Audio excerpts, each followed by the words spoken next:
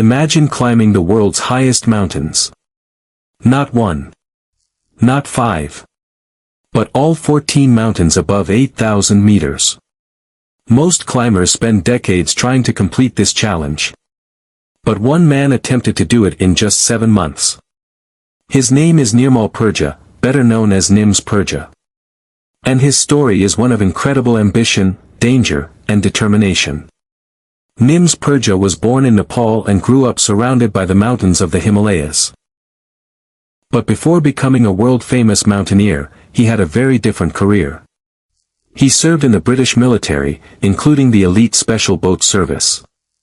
Military life taught him discipline, endurance, and how to keep moving when conditions became extremely difficult. Eventually, Nims decided to take on one of the biggest challenges in mountaineering. The world's 14 highest mountains. Each one rises above 8,000 meters. The 14 peaks are spread across the Himalayas and Karakoram. They include famous mountains such as Mount Everest, K2, Kangchenjunga, Lhotse, Makalu, and 10 other enormous peaks. These mountains are not simply tall.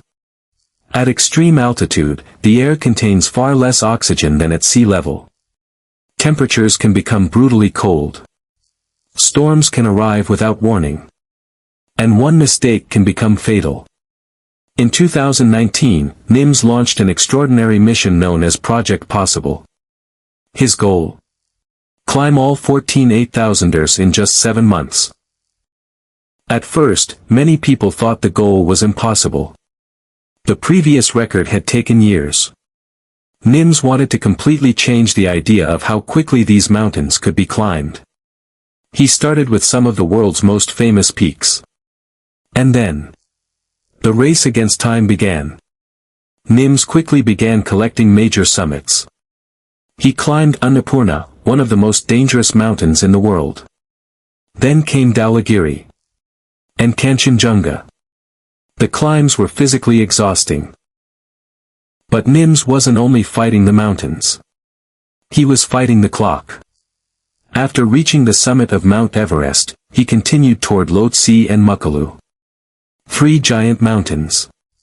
One incredible expedition. But the challenge became even more dangerous. At extreme altitude, climbers can suffer from altitude sickness. The body becomes weaker. Thinking becomes harder.